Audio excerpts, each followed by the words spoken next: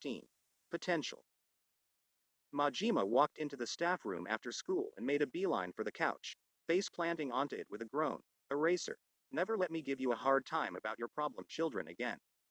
Aizawa snorted, but didn't even look up from the paper he was grading. Serves you right.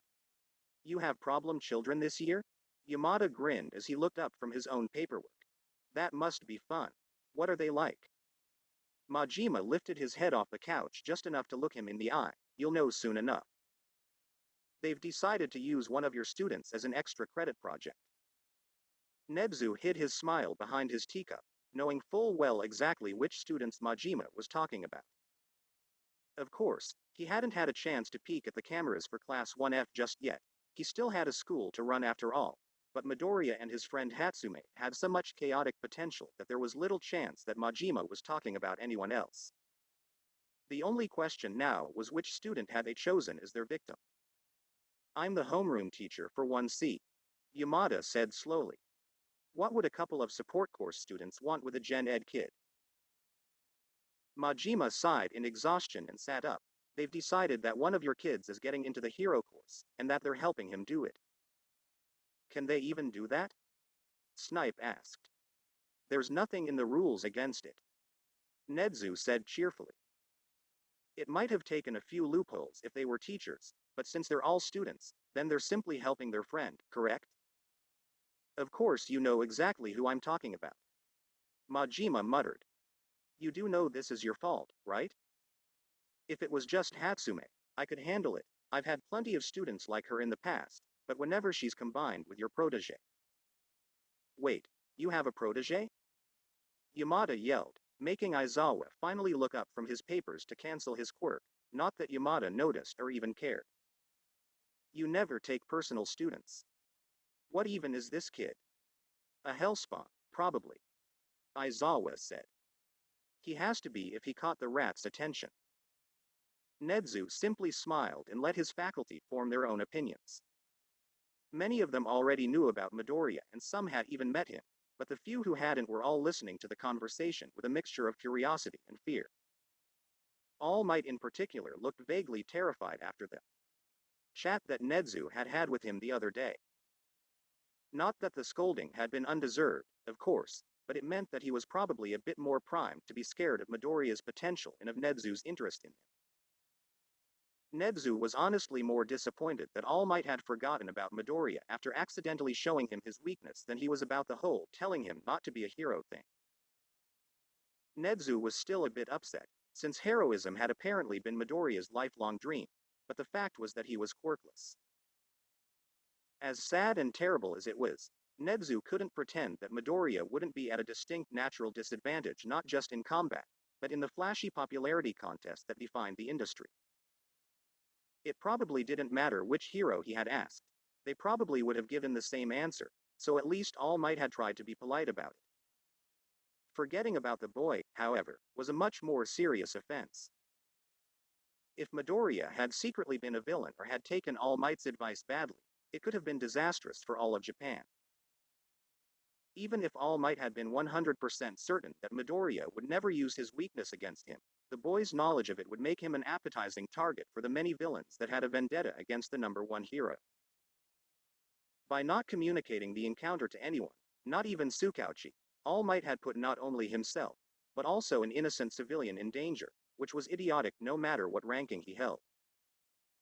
Nedzu would have to keep an eye on him while he was at UA to make sure he didn't endanger a student like that again. Which brought Nedzu to his next concern, which was the heroics exercise he had observed that afternoon. It had been decent. But All Might obviously hadn't known when it was appropriate to stop a match to prevent undue harm. Teaching students combat was tricky, since they obviously didn't yet know how much force was appropriate for certain situations. Some tended to use too little, so afraid of causing harm that they limited their own effectiveness, while others like young Bakugo tended to go overboard and use too much. It was a hard line to balance, especially for someone like All Might who was perfectly capable of punching away all of his problems, but it was one of the most important things that their students would learn over the course of their 3 years there, which meant that it was something that All Might would need to improve on sooner rather than later. Thankfully, The other teachers would be able to pick up the slack. Speaking of the other teachers. Honestly, as much as I hate to admit a man is right, Kayama drawled, I think Aizawa might be right about this one. It's the green-haired one, right, Nedzu? Midoriya? Nedzu nodded and gestured for her to continue as the rest of the teachers leaned forward slightly in anticipation and curiosity. When I showed up to teach today, the kid was leading his classmates in a revenge plot against the hero students. Kayama licked her lips and smiled. It was delicious. Nedzu didn't know whether to be proud, concerned, excited or angry, so he settled on gathering more information before making that decision. Do you know which student? Kayama shrugged, not quite sure. I do know he's a first year and apparently bullied the poor boy. I love their idea of revenge, though. The mischievous little imps are going to do a bunch of subtle things to make the kid miserable, so just look for which of the first years encounters more than his fair share of daily frustrations and you'll have your target.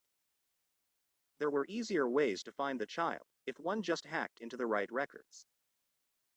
If all went well, as it undoubtedly would, Nedzu would have this boy's name by the end of the night, and he was a bully, you said? Nedzu, sir? All Might said hesitantly. Please tell me that you're going to stop this rather than joining in. All Might visibly gulped at the sharp smile Nedzu gave him. Now, All Might, one of the goals of a teacher is to help one's students accomplish their goals. What kind of a teacher would I be if I didn't give Midoriya any assistance? But. Don't bother. Aizawa said. That kind of pettiness is right up Nedzu's alley, so at least he's only going to be taking it out on one brat rather than the whole of humanity. The only thing he'll have to worry about is the conspiracy theorists trying to accuse the kid of being his secret love child or something. So. Yamada grinned. I get to meet the little listener? Which of my students has he adopted? I think Midoriya said his name is Shinso. Powerloader sighed. He has a brainwashing quirk. Ah. Good choice, I approve. Nedzu chirped. He remembered Shinso from the exams, of course. It was a shame that he didn't get enough points, but despite his and Aizawa's best efforts, the school board had shot down every single one of the alternate exam ideas they had proposed, leaving Shinso in general education until he was able to prove himself during the sports festival. Brainwashing? Aizawa asked. It's an intriguing quirk. I can see why Midoriya was drawn to it. Nedzu chirped. Young Shinso can control anyone provided that they answer one of his questions. And of course, it's useless against robots. Aizawa muttered and dragged a hand down his face. Please tell your protege not to only focus on the kid's quirk. With a drawback like that, he'll have to be able to fight without it. Oh, you don't have to worry about that. Nedzu dismissed. I do believe that Midoriya would be the last person to limit a person based entirely on their quirk. Oh? Kayama asked. And why is that? There was a moment of tense silence before All Might, to Nedzu's surprise, answered, because he's quirkless. That explains it. Aizawa said after a moment. If he caught your attention, he obviously doesn't let it limit him. Good. Now let's see if the other problem child sees it the same way. Chapter 17. Abduction. Izuku leaned back in his seat after finishing up the list of theories he'd been working on. He'd spent the morning reviewing the videos he had of the hero students and making rough lists of potential ideas for improvement that he could clean up once he'd seen their quirks in action more, but for now, there wasn't much else he could do on that project, which meant that it was time for extra credit kun. Oh god. May really was starting to rub off on him, wasn't she? Izuku shook his head with a chuckle as he grabbed the notebook he dedicated to their extra credit project and opened Shinso's file, only to realize that he was at a dead end there as well. At least with the hero students, he had some combat videos to analyze, but all Izuku had for Shinso was his student file and the video of his entrance exam, which obviously didn't show the full potential of his quirk because he couldn't use it on robots. If Izuku wanted his analysis to be of any use to Shinso at all, he needed more information. The easiest way to get that information would be to simply ask and hope that Shinso wouldn't be too creeped out to answer him. Well, even if he was creeped out, he'd probably still answer if Izuku explained that it was to help him do better in the sports festival. Anyway, it didn't really even matter because he was probably in class right now. But it wouldn't hurt to check, right? Before he could second guess himself, Izuku opened up the class schedule for Class 1C. Even if Shinso was in class, which he should be, it would still be helpful to know his schedule so he and Mei could track him down later. Speaking of Mei, she chose that moment to burst through the door to Izuku's workroom without knocking. She didn't even wait for him to look up before she had draped herself over his shoulders, groaning dramatically, "Izu-kun, help. I can't make Shinso's babies." Izuku snorted. Most girls have to actually meet a guy before creating his children. Mei grabbed his shoulder and spun his chair around so he was facing her and could see the manic grin that had just spread across her face. "That's a brilliant idea." Izuku smiled and shook his head fondly. "Let me guess, you need more info on his quirk and fighting style before you can really get started?" "Yeah." Mei picked an empty spot on Izuku's desk and sat down. "You too?" Izuku nodded and turned back to his screen. "I was just looking up his schedule to see when the best time to meet him would be." "Well, make it ASAP," Mei said impatiently. "I want to start making babies." "You can't just rush these things, Mei-chan, it isn't polite." Izuku told her patiently. "We can't just take him out of class. Or maybe we can." Mei jumped off the desk and leaned over her shoulder. "Wait, what is it?" "He has a study period right now." Izuku pointed to the screen. "If we got Powerloader's permission, we could probably pull him out of class for a few minutes, since he wouldn't actually be missing any lessons." "Let's do it." Mei hugged him tightly before pulling him to his feet and pushing him toward the door. "What are you waiting for?" "I have babies to make." Their classmates glanced up at Mei's declaration as the door opened, but they spared the two less than a second before shaking their heads and going back to work on their own projects. Izuku still thought it was a little weird how quickly the class had seemed to just accept their antics, but he wasn't going to look a gift horse in the mouth. He had Mei and that was enough for him right now. He'd probably just manage to work himself into an anxiety attack if he tried to second-guess every interaction he'd had with his classmates looking for ways that they actually hated him, and honestly, he was too busy with his analysis projects to have any time for that right now. It didn't take them long at all to reach Powerloader's desk, especially not with Mei still pushing him in her excitement. Powerloader simply sighed and looked at them as they approached. "Should I be concerned about what you two are cooking up?" "No." Izuku said at the same time that Mei shouted, "Yes." Unfortunately, Mei's voice was just a little louder. "We just want to ask Shinso some questions about his quirk," Izuku said quickly. "I looked and he has a study period right now, so we were hoping we could borrow him and bring him here. We'd use my workroom so we wouldn't bother the other students. Please?" Izuku had learned his puppy dog eyes from his mom, and honestly, he wasn't even aware that he was doing them until he caught Mei mimicking his expression out of the corner of his eye. Powerloader simply looked at them tiredly for a long moment before caving. "Midoriya, you go and get him. I'm not sure I trust Mei not to blow something up between here and there." "Come on, it's not like there are that many explosive things between here and the general education department," Mei exclaimed. "Just the wiring. And probably the fire extinguishers if you count foam as an explosion. Oh. And the security system. Izu-kun, do you know if there are any bombs in the security system?" "Yeah, it's probably for the best if I just go," Izuku said, ignoring the way Mei pouted at him as he turned back to Powerloader. "Could I have a note explaining the situation in case Shinso's teacher asks why I need him?" "Present Mike should already be expecting you," Powerloader said tiredly. "I mentioned your little project to the other teachers and warned him that it was only a matter of time before you dropped by." Oh. Izuku didn't know if it was good or bad that the entire faculty knew about their plans to help Shinso.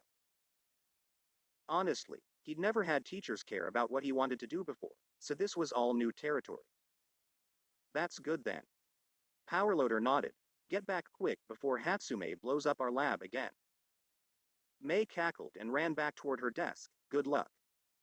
Hitoshi tapped his pencil idly on his notebook as he reviewed English verb structure for the third time. Not that having a second language wouldn't be useful, but he couldn't help thinking that the hero students were probably training right now and getting more and more of an unfair advantage every minute that Hitoshi spent studying academics. There was only so long until the sports festival and his last chance to get into the hero course, so he didn't want to waste any time. The silence of the classroom was interrupted by a quiet knocking of the door, and a tiny-looking kid with tangled green curls and large eyes poked his head in. Present Mike, sir? Would it be all right if I borrowed Shinso for a few minutes? Hitoshi froze as his entire class swiveled in their seats to look at him curiously, as if he had any idea why a kid he'd never seen before in his life was interrupting his class asking for him by name. His classmates' curiosity was almost palpable as Mike's sensei looked up from his desk and gave the boy a mischievous smile. You're one of Powerloader's gremlins, right? The kid sputtered for a moment at Mike's wording before apparently giving up on being embarrassed and letting out a sigh as he walked fully into the room. Yes, sir. He said that he mentioned things to you. Of course. Mike grinned. Shinso, go ahead and grab your things. There's no guarantee you'll be back by the end of class. As Hitoshi hurried to comply, Mike turned back to the kid. Try to return him in one piece, ya dig? Hitoshi's eyes widened and he felt himself pale slightly as the kid returned Mike's smile with a small one of his own. No guarantees. I'm not the one you need to worry about, but also I'm not responsible for anything Mei-chan does when she's excited. Ew. Mike laughed. I can see why Nedzu likes you so much. The class erupted into whispers and Hitoshi was starting to wonder if he would have a better chance of surviving if he just jumped out the window. Mike's sensei wouldn't actually let this mystery kid, or whoever this Mei-chan person was, hurt him. Right? Hitoshi finished packing his backpack and gulped as the kid smiled at him. Normally, a bright smile like that would put him more at ease, but after hearing the kid basically plot his murder, it just looked vaguely terrifying. Reluctantly, Hitoshi followed his kidnapper? Was that what the kid was? What was even happening? His kidnapper didn't say anything as he led Hitoshi down the hallway to a part of the school he didn't recognize, not that that was helpful at all, considering that he'd been at UA for less than a week. He had no idea what was happening anymore and honestly, he was too afraid to ask. All he knew was that this kid might kill him and his teacher wouldn't even care. So much for the teachers at UA being different. His kidnappers still didn't break the silence, and as they got even more lost in the maze that was UA, Shinso eventually got fed up and decided that if he was going to get murdered anyway, it wouldn't hurt to at least ask this kid why he'd kidnapped him. At the worst, he'd just get killed a little sooner, right? Hitoshi's voice sounded too loud and he had to take a step back as the kid pinned him with those wide eyes, giving Hitoshi a strange sense that this kid knew everything about him and was simply dissecting him with his gaze. I have a few questions. The kid smiled brightly again, of course. I might not be able to give the best answers, but I'll try. Okay. Hitoshi took a breath. Who are you? Where are we going? Why did you just kidnap me? Finally, who is Mei-chan and should I be writing my will? The kid looked at him in shock for a long moment before he started giggling uncontrollably. Oh my goodness, I'm so sorry. I didn't. And I completely forgot to introduce myself, so no wonder you're. And Present Mike called me a gremlin, which probably didn't help anything. This is probably why our classmates are terrified of us, huh? Probably. Shinso said, not because he knew this kid's classmates, but more because he didn't really have any other response to that. So. Oh. Right. The kid jumped slightly and started walking into the labyrinth that was UA again. My name is Izuku Midoriya and we're heading back to my classroom. Mei-chan is my best friend. She probably won't hurt you, she just gets really excited about her inventions and they don't always work the first time, which isn't that bad, You just need to be a little careful in case they explode unexpectedly. We're support students. Obviously, since Mei-chan has inventions to explode.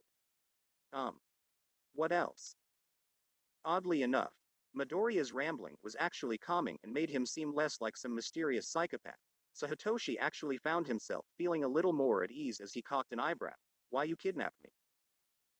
Midoriya furrowed his forehead as his voice dropped to a mutter, I didn't. Why would I? Well, I guess I did kind of steal you away unexpectedly, but that wasn't. Midoriya. Hitoshi interrupted the kid's mutter storm and gestured for him to continue. Why did you kidnap me? Oh, Midoriya chuckled awkwardly and rubbed the back of his neck. I don't want to get into too much detail without Mei-chan here, but basically, we're going to get you into the hero course. What? Chapter 18. Starting line. Hitoshi's mind was still reeling by the time they arrived at a large door that obviously led into a support lab. What did Midoriya mean when he said they were going to help him get into the hero course? Could they even do that?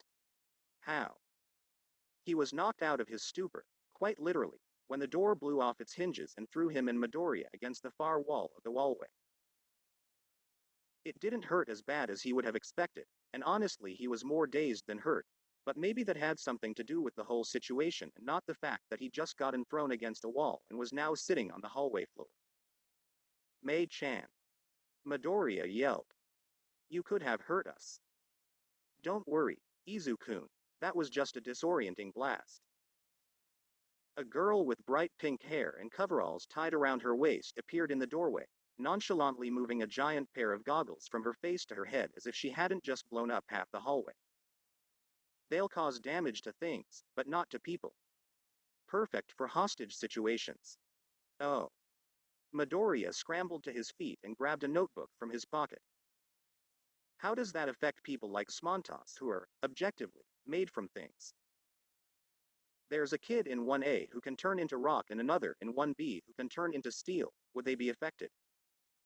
Would it only damage them when their quirks are activated? Or is the damage caused because the thing is non-living, in which case quirks wouldn't affect it because the person with the quirk is still alive? What about? What the? A hero that Hitoshi assumed was Powerloader appeared in the doorway, his hands going to his helmet as he took in the scene. How? Hatsume. I literally looked away for 2 seconds. Well, technically, an explosion takes only a fraction of a second to begin. Midoriya began. But the actual chemical reaction can take several seconds to run its course, depending on the chemicals involved, but you wouldn't be able to stop it once it reached the activation energy. Didn't you two promise to not bother the other students if I let you bring Shinso here? Powerloader asked. Oh, it's a support lab. Hatsume dismissed. Explosions are normal. We're not bothering. Shut the fuck up and go to your boyfriend's room already. A female voice called out loudly from inside the classroom. Midoriya turned bright red and sputtered, but Hatsume apparently didn't care about whatever her classmate was implying, because she simply zeroed in on Hitoshi and leaned down until she was only inches away from his face. He instinctively pressed himself as far against the wall as he could, which unfortunately wasn't very far. She smiled at him manically. You must be extra credit-kun. Izuku's told me so much about you. We're gonna have so much fun. Hitoshi simply blinked at her as he waited for his brain to catch up and maybe, just maybe, make sense of her words. Extra credit-kun? Mei-chan.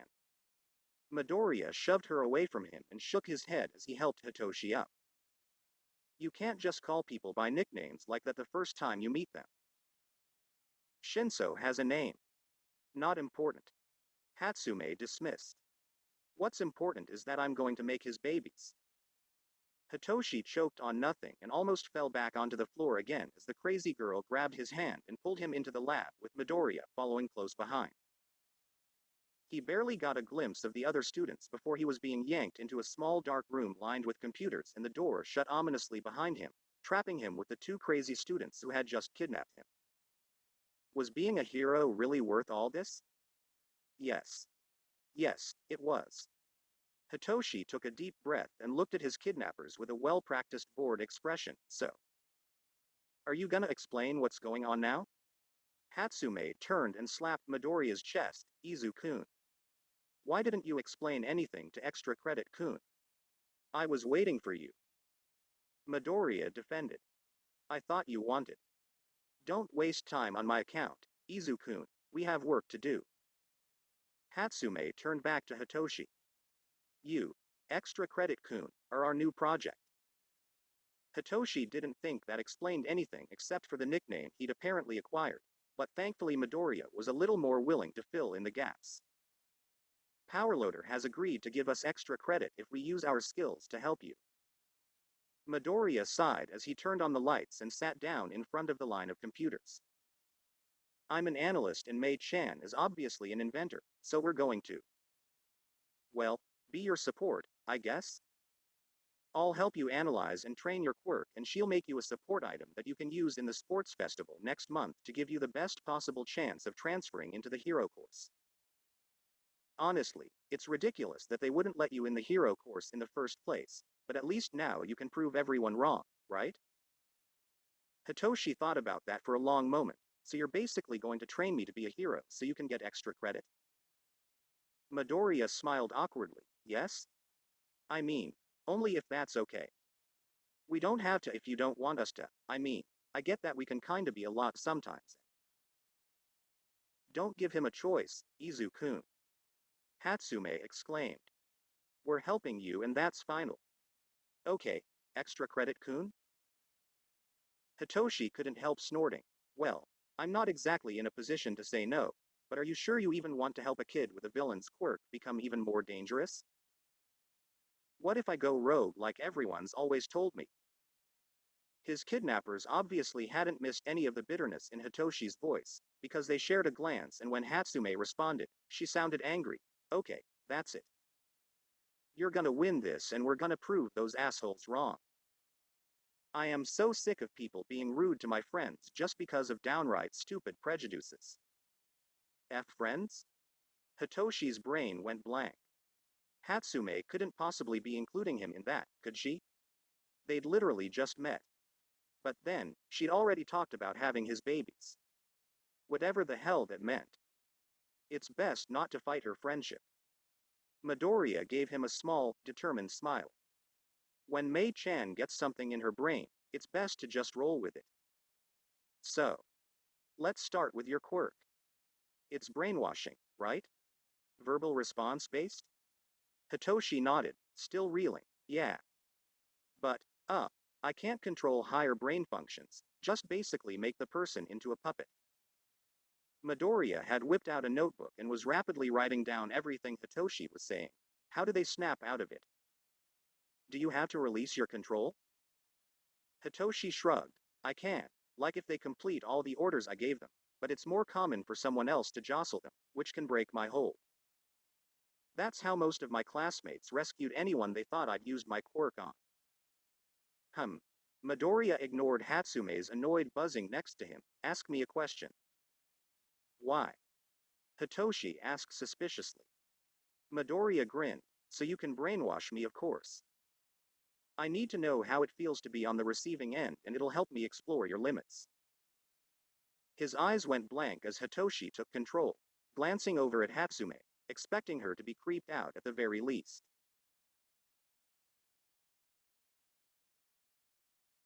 To his surprise, however, she just looked excited and grabbed Midoriya's notebook from his lax grip, flipping through some of the pages until she found what she was looking for. Okay. Test time. Izu-kun already made a list of orders he wants you to give him, so let's start. Tell him to stand on one foot.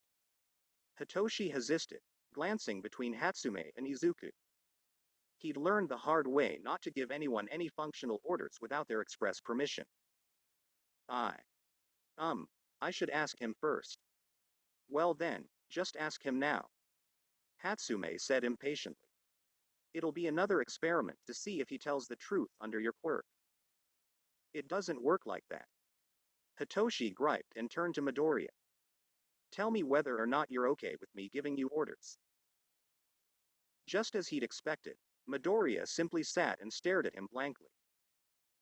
Hitoshi turned back to Hatsume, who looked vaguely disappointed. See. Verbal responses count as a higher brain function. I'm just gonna wake him up and ask. Hitoshi released his hold and watched nervously as the light came back into Midoriya's eyes. Sure, he'd said that he wanted Hitoshi to brainwash him, but what if he got angry? It turned out that Hitoshi didn't have anything to be worried about, because the moment Midoriya was in control of himself again, he just shook his head and grinned brightly. That was so cool. Midoriya grabbed his notebook back from Hatsume and scribbled a few things down before handing the notebook to Hitoshi. Okay, so this time I want you to tell me to do the things on this list, and if I haven't woken up by the end of it, could you jostle me to wake me up? I want to compare that to Shinso releasing his control voluntarily. Sure thing, Izu-kun. Hatsume grinned and grabbed her phone to start recording the session. Ready. Do you think you'll wake up before the end? Hitoshi couldn't help asking. He had to ask a question to establish control anyway, so he may as well as one he was curious about. I don't know. Midoriya said. It'll depend on how your quirk deals with impossible orders. Okay? Hitoshi was pretty sure that they'd already figured that out, since Midoriya had just done nothing rather than answer his question earlier, but apparently, he was no longer the expert on his own quirk. He quickly took control of Midoriya and started going down the list.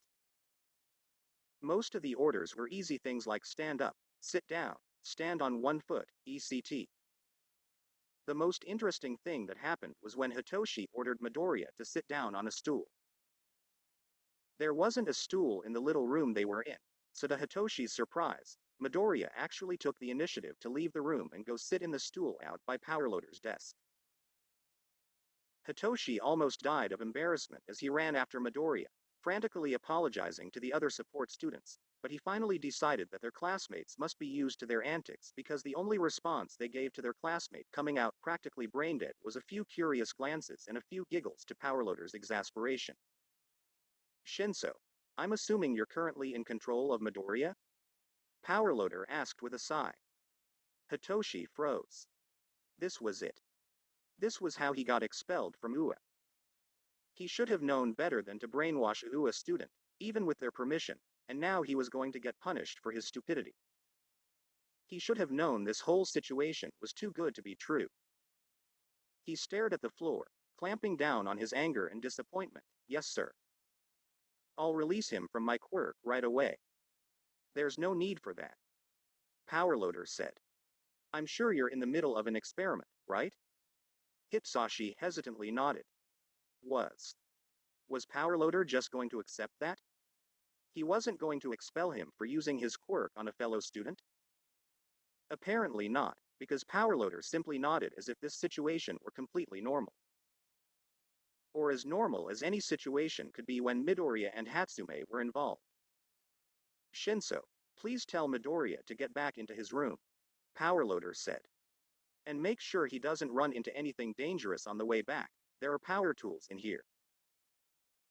Hitoshi nodded frantically, grateful that he had somehow avoided getting expelled, and ordered Midoriya to go back to Hatsume, who was currently rolling on the floor of the little room dying of laughter.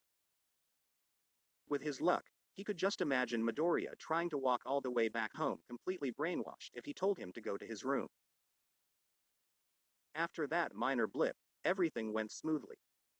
Everything, that was, until Hitoshi read the last order on Midoriya's list.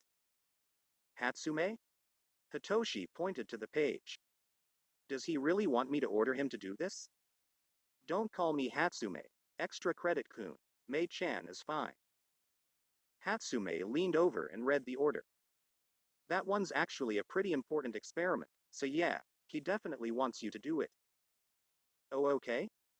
Hitoshi took a deep breath and looked at Midoriya, who was waiting in the middle of the room. Do a backflip. Midoriya squatted and jumped backwards, only to hit the ground as his attempt at a backflip completely failed. Ow! Midoriya groaned and rolled over, the impact more than enough to knock him from Hitoshi's control. Okay, so the person will still try to complete impossible commands, but won't be able to if the task is outside their ability level. Nice to know.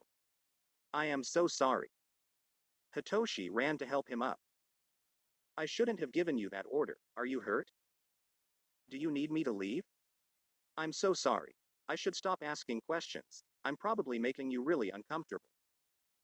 Midoriya just laughed with a wince. No. I put that on there on purpose. It was the only thing I could think of that, while theoretically possible, wasn't a skill that I have. My first thought was that I would just wake up when given the order, or maybe my brain would subconsciously know how to complete the task. Wait, do you know how to do a backflip? Do I look like I know how to do a backflip? Hitoshi deadpanned. And why would that even matter? Because your quirk could be connecting your target's body to your brain instead of theirs. Midoriya explained as he took back his notebook. Make a note that we should ask Recovery Girl if she has access to some kind of brain scanner. We need to know whose brain lights up when tasks are being done, Shinso's or his targets. Will do, Izuku-kun. Hatsume said happily. I could probably build one myself.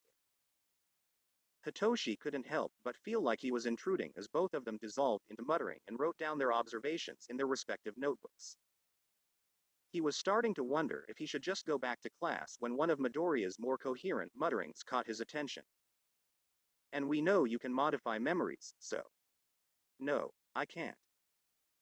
Hitoshi interrupted before he could stop himself, and he leaned back slightly when both of his kidnappers stopped their note-taking to stare at him. Midoriya frowned, but in the footage you could. I don't know what you think you saw, but, Hitoshi shrugged helplessly. I mean, I've never actually tried it. I would have gotten in way too much trouble for something like that, but I can't even make someone answer a question, so I'm pretty sure I can't make someone forget something or anything like that. Midoriya tapped his cheek with his pencil a few times. What color is Shinso's hair? Hatsume grinned. Purple. Midoriya nodded. Okay, now turn and face the wall. Shinso, put her under your quirk so we can try something. Wait, were they actually going to try to modify Hatsume's memories? It seemed like that shouldn't be something she should be okay with, but when it came to these two, Shinso didn't really know if any normal rules applied. If she wants me to, I can, but she'd have to answer one of my questions. Oh.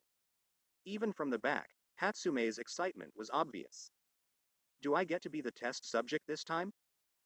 Are you actually crazy? Hitoshi asked incredulously.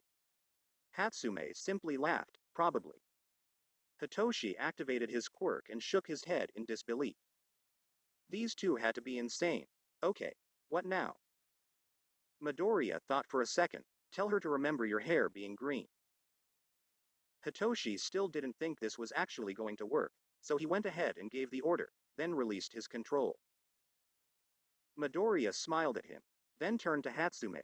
Okay, Mei-chan, before you turn around, what color is Shinso's hair? Is this a trick question? Hatsume sounded confused. It's green, just like yours, Izuku-kun. I thought you guys were going to mess with my memories or something? Hitoshi's jaw dropped and Midoriya's face split into a bright grin. Turn around. Hatsume turned quickly and did a double take as soon as she saw Hitoshi. Whoa. That's so trippy. Hitoshi couldn't even think. He hadn't even known he could do that. Until he'd seen her reaction, he'd half thought they were just being nice or something, but he'd actually changed her memories. How? How did you know I could do that? Izuku smiled. I watched your entrance exam. That other examinee you got in a fight with? I know him. He wouldn't have let something like that slide unless he actually had forgotten about you like you ordered. All that left was confirming the theory. Hatsume grinned and leaned close to his face. I'm gonna have so much fun making your babies. Hitoshi walked into Class 1C at the end of the hour shell, shocked and with a smear of soot on his cheek that he hadn't gotten around to wiping off after Hatsume's welcome explosion. The moment that Present Mike saw him, the corners of his mouth started twitching and it was obvious that he was holding back giggles. So, how was it? I think I just made a deal with the devil. Hitoshi said numbly. Actually, two devils. Is that worse? It feels like that's worse. This time, Mike Sensei didn't even bother to hold back his laughter. Yeah, the support course is like that. Go ahead and take a seat. Hitoshi ignored his classmates' whispers as he made his way to his seat and took out his things for the next lesson. Yes, Midoriya and Hatsume were overwhelming, but in less than an hour, they discovered things about his quirk that Hitoshi hadn't even realized after 10 years of having it. If anyone at UA could get him into the hero course, it was his kidnappers. So if those two really were demons, Hitoshi couldn't quite bring himself to regret signing away his soul. Chapter 19. Noise. You rely on your quirk too much. Izuku almost felt bad saying it, especially since Shinso was taking time out of his day to talk to them during lunch. His quirk was amazing, so of course he relied on it, and it was part of him, so Izuku couldn't discount that, but... Yeah. Mei piped up, shoveling a spoonful of rice in her mouth. But don't feel bad. Most heroes do, but that's why you have us. Shinso looked at them skeptically, and how am I supposed to be a hero without my quirk? Izuku waved his hands frantically in front of him, not without your quirk. We would never tell you to hold yourself back like that. It's just that. Well, you see. It's the activation requirements. Mei interrupted. You're pretty good at making people respond to you, but eventually you're going to come across someone who has more self-control than you have sass. Izuku couldn't hold back a huff of shocked laughter. Yeah. What she said. The fact is that once people know about your quirk, you have a huge handicap. It would be like if a villain immediately took Snipe's gun at the beginning of a fight. He would still have his quirk, but he wouldn't be able to use it. The only difference here is that Snipe can use his quirk to protect his gun, you can't. Mei thought for a moment. He also carries an extra gun. Izu-kun. Let's give extra credit Kun a gun. Shinso looked at them in shock and a bit of fear, so Izuku figured he wasn't quite ready for that, despite the amazing potential the idea had. Maybe let's start with something smaller, like how we can prevent villains from finding out about his quirk. Nice thought. Shinso pointed at them with his chopsticks. But that's the thing about my quirk. If you fall for it once, you know how it works. Maybe. Izuku flipped through his notebook until he found a page that he'd used to scribble ideas. How long does your connection last? Shinso shrugged. No idea. I've never been allowed to control someone for more than a few minutes. That experiment with you the other day was as long as I've ever gone. That's not what Izuku had to take a second to gather his thoughts. I mean, that's good to know, but how long can you wait between getting a response and taking control? Shinso looked surprised, then thoughtful. I don't know. I always thought it was best to just take control as soon as I can, so I've never actually tried to wait or anything. Izuku grinned and flipped to a new page in his notebook. Perfect. So, how do you know the connection has been formed? Do you have to try to brainwash then, or can you just feel it? I can feel it. Shinso said quietly. It's like the person is inside my brain. I'm sorry. I shouldn't have told you that. I don't want to make you uncomfortable. Mei responded by slapping Shinso over the head. Stop that. Good experiments are uncomfy. You never learn anything interesting just by sitting on your butt. So embrace the awkward. Izuku laughed, then saw the shocked expression on Shinso's face and laughed even harder. I didn't know you could give inspirational speeches, Mei-chan. I'm a woman of many talents. Mei said cryptically. You'll never discover them all. And on that terrifying note, Shinso drawled, do you want to start? Of course. Izuku responded with a grin. Do you have the connection now? Shinso nodded with a concentrated look on his face, but didn't respond. Izuku nodded. It must take a fair amount of focus to keep the connection without completing the brainwash. Mei, start the timer. Already on it, Izu-kun. Mei pressed a few buttons on her phone and the experiment officially began. So. Izu-kun. How are the hero students doing? Any opportunities for me to make super awesome babies? They're doing well. Izuku smiled and grabbed one of the many notebooks he'd created for the project. Each student had their own notebook dedicated to their quirks and ideas, and while some were still completely empty, others were already halfway full. The notebook Izuku happened to grab was for one of the Class 1B students with a really cool copy quirk. Take this guy, Monoma, for example. He can copy any quirk for 5 minutes, but I think there might be a way for him to create, well, basically a stockpile of quirks. If he has to touch a person's whole body, then that won't work, but if it works with any DNA, then he can incorporate different quirks into his costume and always have them on hand when he needs them. Mei grinned. I like the way you think, Izuku-kun. Suddenly, Izuku's brain went foggy as the increasingly familiar feeling of Shinso's quirk washed over him. It only lasted a few seconds before Shinso released his control. I am so sorry. Shinso was a little out of breath and looked pale and slightly sweaty. I held on for as long as I could, but why is that so difficult? Because your quirk wants action, Izuku said.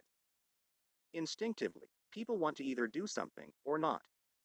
No one likes being caught in an in-between place. But this is great. You don't have to take control immediately, which gives you a few minutes to disguise your real activation requirements. Mei-chan. How long did he last? 2 minutes, 8 seconds. Mei declared. I'd prefer if it were a little longer, but we can train for that. Izuku agreed. Ideally, we could get him up to 5 minutes between response and control before the sports festival, but we'll of course have to see how things work. Wait, back up. Shinso interrupted. What do you mean my real activation requirements? And shouldn't I be focused on keeping control of people longer or controlling more people or giving more advanced orders or something? What's the point of training to wait before taking control, which isn't easy by the way, when as a hero, I should be trying to resolve situations as quickly as possible? Izuku looked at Mei, who shrugged. He thought they'd explained everything pretty well. Shinso sighed. How about you two start again at the beginning, but this time pretend that you're talking to someone who doesn't have a single clue you're trying to say. Because I don't. Oh, Izuku glanced at Mei again before taking a deep breath to try to organize his thoughts. Okay. So, the main problem with your quirk is that it's more effective if your opponent doesn't know what it is, right? That's the basic idea, yeah. Shinso rolled his eyes. But what does that have to do with the time between their response and my control? Because from where I'm sitting, it seemed like a non sequitur. It's a red herring. Mei grinned. Shinso didn't look any less confused and raised an eyebrow at Izuku after apparently giving up getting anything close to a normal answer from Mei. It's about distracting whoever you're fighting with and burying the truth inside a bunch of useless information. Izuku explained. For example, sometimes in books, something important will be thrown out, but the readers won't realize it, because the man with the scar who turns out to be the villain was mentioned right alongside a woman with a large hat who was completely unimportant. If you take control immediately after you get an answer, Mei flicked Shinso on the forehead, then it's like putting a big neon sign above your head explaining how your quirk works. Oh thanks. Shinso said dryly. But, Izuku said quickly, if you wait a few minutes between establishing the connection and giving the order, and use those minutes to do things like make direct eye contact or establish physical contact, or, I don't know, jump up and down 3 times while singing nursery rhymes, then no one will know exactly which of those things established the connection. Mei finished. I don't sing. Shinso deadpanned, but Izuku could see the faintest trace of a smile in his eyes, and it looked like he finally understood what they were going for. Okay, so when do I start? Well, technically you started today. Izuku said cheekily. But we'll have a schedule for you by tomorrow if you come by after classes. Do you have anyone at home that you can practice your quirk with? Shinso's expression immediately closed off. Interesting. No. That's all right. Izuku said, forcing a layer of cheeriness past his curiosity and, surprisingly, a little bit of anger on Shinso's behalf. Then you'll just have to practice with us. I don't want you to do any more today, since this exercise is still so new and it's the first time that your brain has had to do it, so we should let it rest. But starting tomorrow, you should start practicing that weighting exercise we just did 2 or 3 times a day.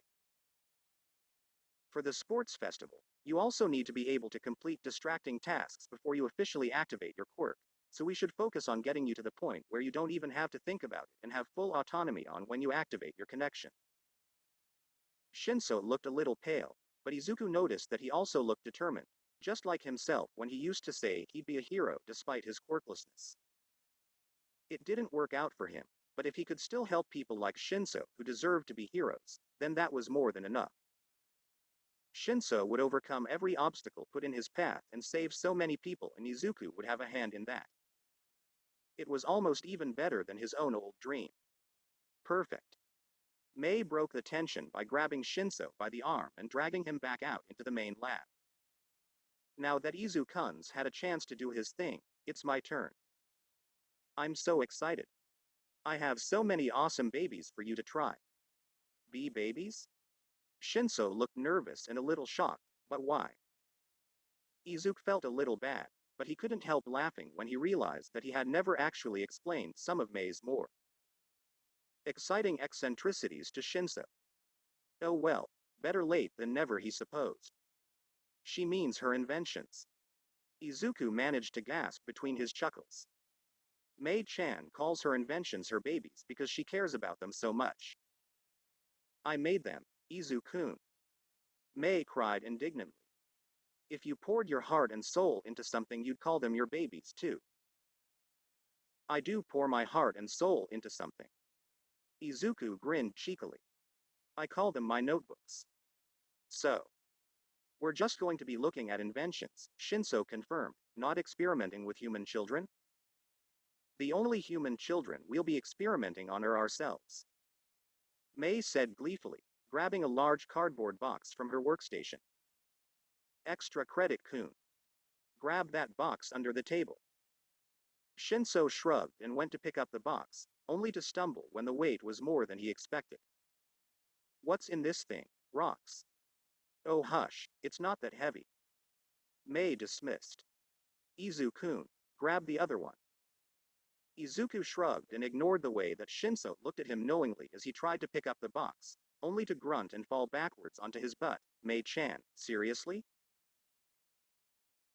How strong are you? It's not my fault you boys are weak. Mei shrugged. Come on, we need to steal one of the soundproof test rooms. Izuku stared after her in shock as she walked away and for the first time noticed how much muscle tone she actually had. She'd handled that box like it was nothing, even though both he and Shinso had struggled. He supposed it made sense with how much heavy material she had to work with while inventing, but it was still really impressive.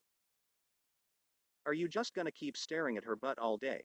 Kohaku asked dryly, looking up from her own invention, or are you actually gonna help her? I, Izuku sputtered and turned bright red. I wasn't.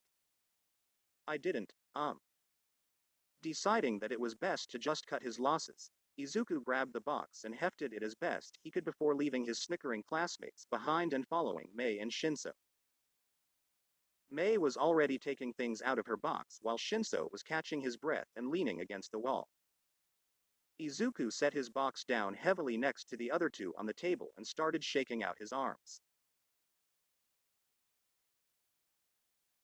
That was, Shinso looked at Mei. Is she actually human?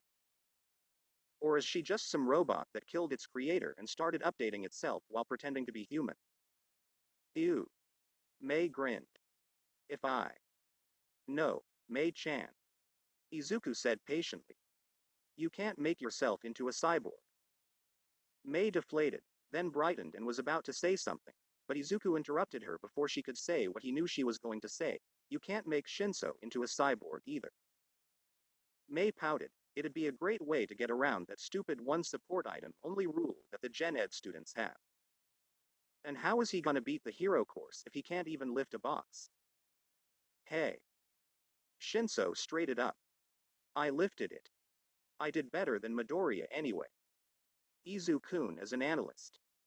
Mei-chan said. He can afford to be a weakling. Thanks. Izuku deadpanned, then frowned thoughtfully. But in all seriousness, it would probably be a good idea for you to take up some sort of physical training, Shinso.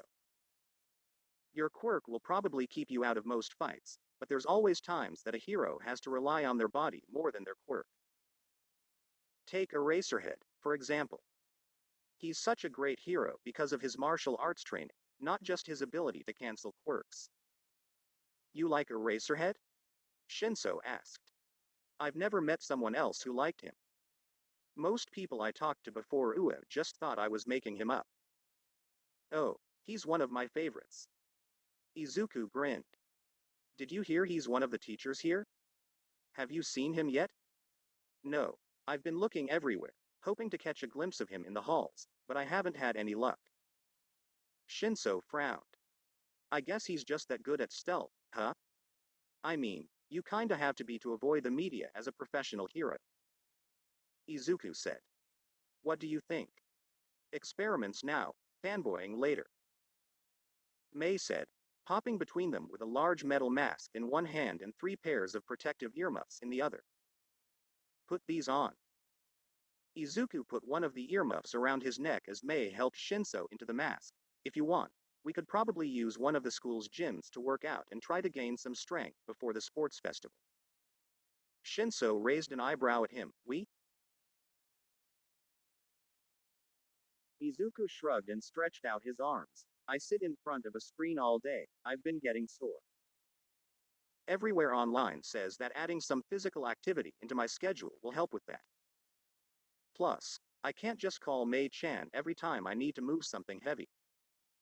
I'm sure she'd be more than happy to open all the jars for you. Shinso smirked. Nope, too busy. Mei said. Now extra credit, Kun. Stand on the other side of that plexiglass and yell. Shinso's eyes widened. Yell? Mei grinned and nodded. We need a baseline for volume. Okay. Shinso walked across the room and waited until both Mei and Izuku had put on their earmuffs before taking a deep breath and yelling as loudly as he could, shaking the room. Mei took a few notes, looking at an instrument in her hands that Izuku had no idea what it was or how to read it, but assumed it told her something about the decibels or volume or whatever. She pulled one side of her earmuffs away from her, prompting Izuku and Shinso to do the same. Okay, extra credit, Kun. Now try to brainwash Izuku. Shinso nodded and turned to Izuku. What's your favorite food? Katsudon. Izuku waited for the familiar feeling of Shinso's quirk to wash over him, but instead, after a few seconds, Shinso just shook his head. I can't make the connection. Is this mask electronically transmitting my voice? Yes, Mei said. Is that a problem? It must be a problem with quirk transmission. Izuku said. Whatever establishes the connection is carried on the voice itself, so having a speaker probably blocks that part. Is that right? When Shinso nodded, Mei took another prototype from one of the boxes and handed it to Shinso. Okay. Mask Baby 2.0. This should magnify your voice without need for a speaker. And you just have this? Shinso asked. We knew that might be a risk. Izuku responded. And Mei enjoyed the challenge. It's not as advanced as my other babies, Mei said. But for now, it should amplify your voice and I can modify it later to act as a voice changer. Now go yell. Shinso walked back behind the plexiglass and screamed, making Izuku wince, even with his earmuffs. Mei wrote something down, then gestured for him to do it again. When he finished, Izuku felt like his ears were still ringing. Or wait, was that something else? He held up a hand to signal Shinso to stop and took off his earmuffs. Do you guys hear anything? I'm wearing earmuffs in a soundproof room. Shinso deadpanned. The only thing I can hear is my own thoughts. Izuku frowned but listened closer, and, sure enough, he could still hear something coming from outside. Do you hear that, Mei-chan? Mei nodded. It sounds like alarms. The 3 of them hurried to the door and opened it, only to be blasted with the sound of blaring alarms and flashing lights. The classroom was already empty, and their classmates were nowhere to be found. They must have assumed we heard the alarm, May said. Or they tried knocking on the door and we didn't hear them. Did we cause the alarm to go off? Izuku was panicking. I didn't think we were being that loud, but if something went wrong, and I mean, sound can cause damage, look at present mic. Are we going to get in trouble? What if they never let us near a test room again? What if they expel? They're not going to be mad at us for setting off an alarm, Izuku. May groaned. And I don't think this was us anyway. It would have taken at least twice as much noise to trigger the auditory attack defense system. Should we leave? Shinso asked. I don't want to be here if that's a fire alarm. But my babies, May said. I can't just leave them.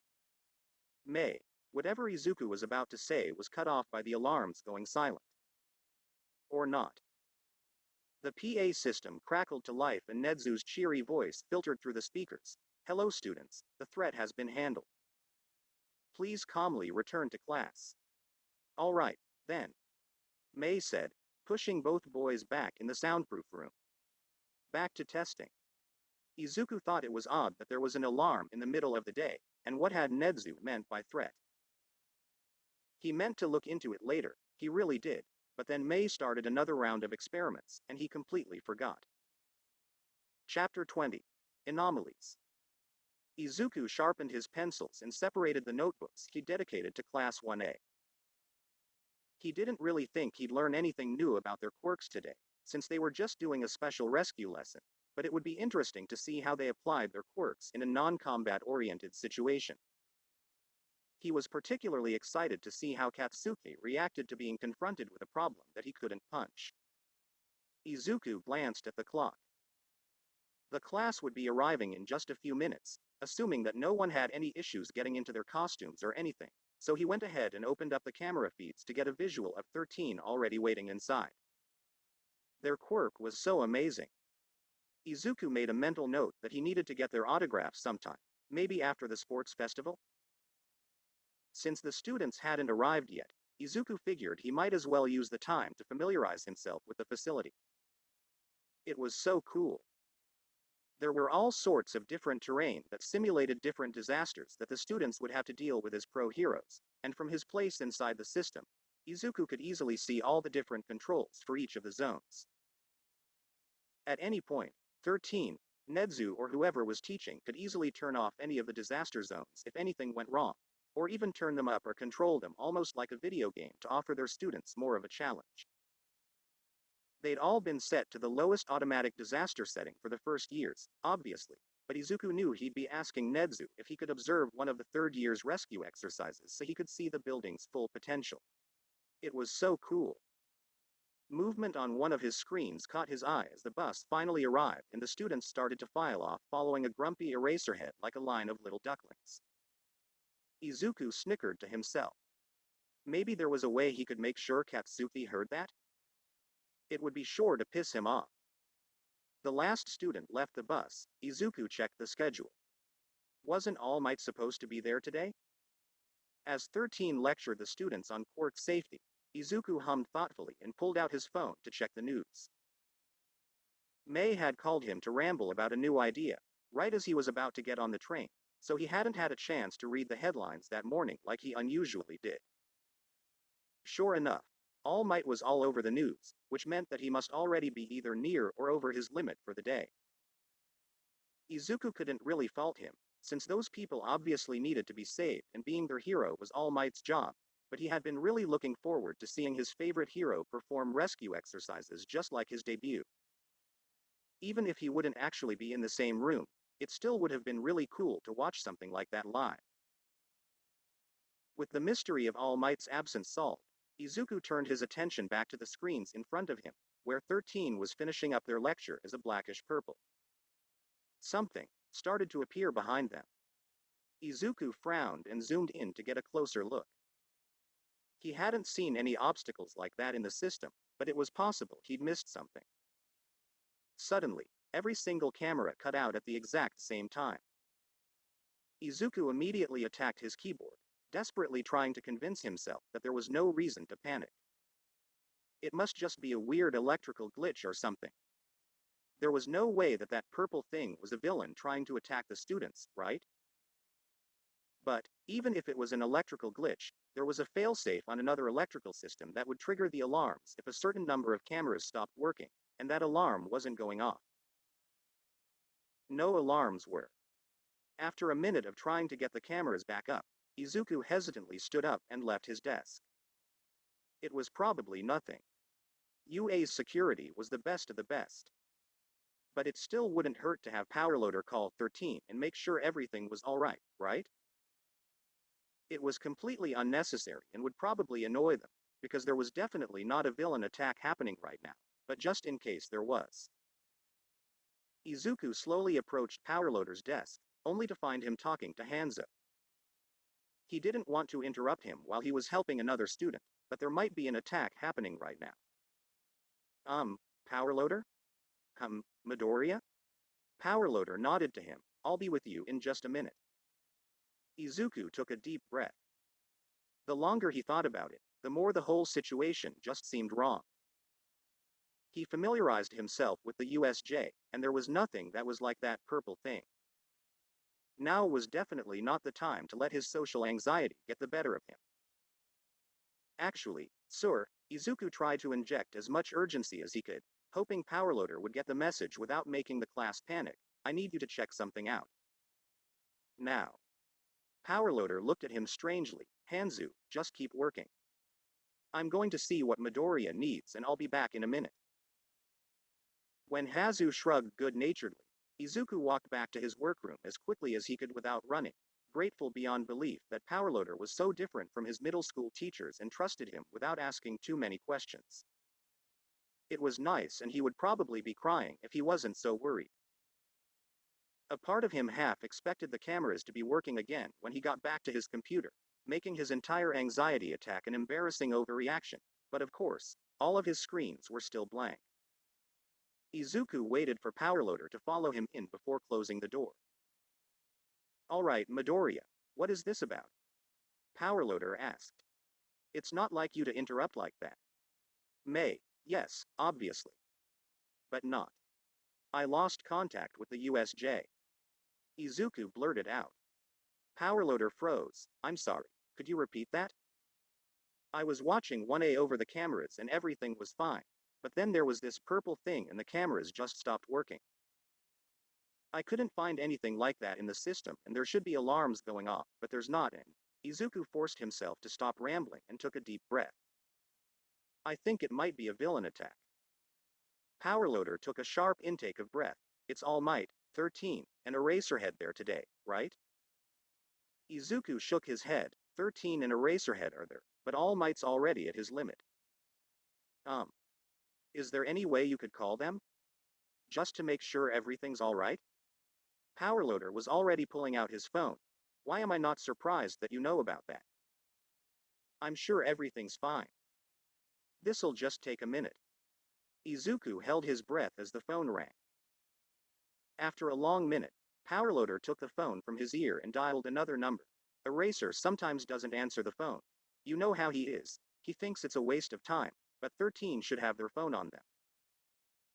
Powerloader's face grew more and more worried as the phone continued ringing with no answer until he finally put it away. I need to report this to Nedzu. Izuku gulped and sat down at his desk, pulling his keyboard toward him. So it was an attack then. I'll try to reconnect with the cameras and keep you updated. Powerloader nodded stiffly and left, only to return a second later with a small box that he set down on the desk in front of him. Have you ever used a comm link before? Izuku shook his head and Powerloader took one out and handed it to him. Okay. Channel control is right on the side there. Just tune it to channel 3 and you'll be able to talk to any of the teachers once they turn their comms on.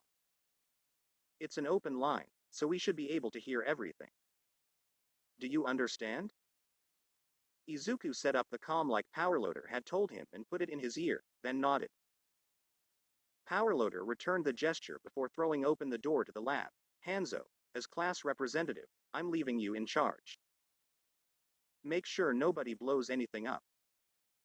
There were some groans and exclamations, But Powerloader didn't pay attention to any of them as he closed the door to the workroom and left the lab as quickly as he could. Izuku distantly noted that he didn't run either. So they didn't want to cause a panic at the main school then. Okay, cool. His fingers flew over the keyboard as he started troubleshooting the cameras. He had only been at it a few minutes when the PA system crackled to life, but Izuku barely noticed the announcement. All teachers please report to the front office immediately. Again, all teachers to the front office. There was a small string of code that seemed to be repeating, and it looked almost like it could be a technology quirk of some kind that was blocking the signals. Izuku felt torn. On the one hand, having a quirk involved meant that it was almost definitely villains, but on the other, Izuku knew quirks. All he had to do was find the quirk's weakness and exploit it. Midoriya? Powerloader's voice echoed in his earpiece. Are you still there? Yes, sir. Izuku didn't stop working, even as the other teachers started talking. Wait, the little listeners on the comm link? That was Present Mike's voice. He knew it well enough from listening to his radio show for years. Young Midoriya's here? All Might asked. It seemed like Nezu was ignoring all of them, since he addressed Izuku next.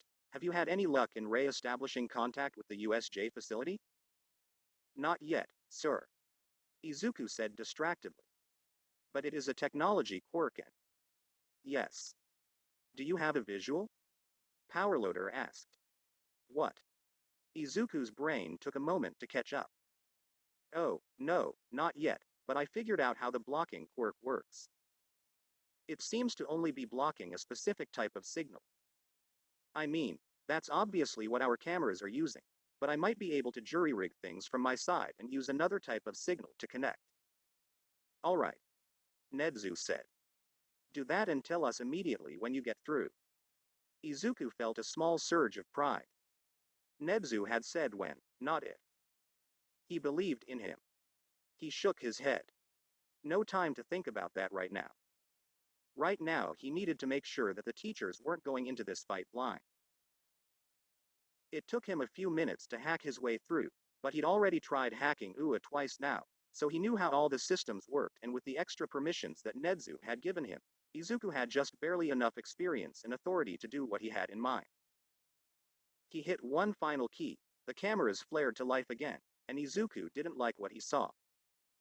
Those were definitely villains. Nezu, I have a visual. What's the situation? Students have been scattered throughout the facility. Izuku reported.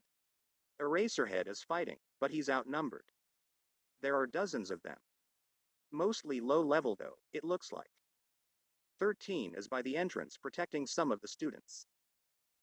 They seem to be in a stalemate with one of the villains, probably the one responsible for the purple thing I saw before the cameras cut out, considering they seem to be made of some kind of purple mist. Izuku didn't know how he was so composed considering that there was a villain attack happening and oh god, people might die, but he supposed he was just too busy to panic. Or maybe he was channeling his panic into focus? That made sense. Suddenly, the stalemate between 13 and the villain broke. 13 is down. Izuku yelled. I repeat, 13 is down. He heard several of the teachers swear over the line, but he was too busy staring at the screen to respond. 13. Were they even going to survive that attack? Is this what villains really did? Izuku felt so powerless. He wasn't even there. He couldn't even do anything to help them. There's a physical limit to how fast we can go, Hound Dog growled. All Might sounded worried. Maybe I should. No. Izuku started scanning the cameras again. You're already at your limit. If you use what little you have left to get there, you're not going to have enough energy left to fight the villains. The students are holding their own for now. The one that hurt 13 has a warp quirk and turned their quirk against them. It was a lucky shot, and it won't work against most of the students. But Midoriya is correct, Nezu said. If there is a warp quirk, there might be other powerful quirks as well. The students need you to be as close to full strength as possible. Eraserhead is still there and the villains don't know that we know of the attack, so it's better to go as fast as humanly possible for now. Midoriya, let us know if anything changes. Will do.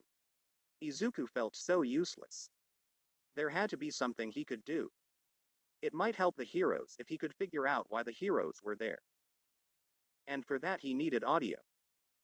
Izuku used the same hack he'd used on the cameras and started eavesdropping on the various villains' conversations, switching the microphones rapidly as he tried to overhear anything useful.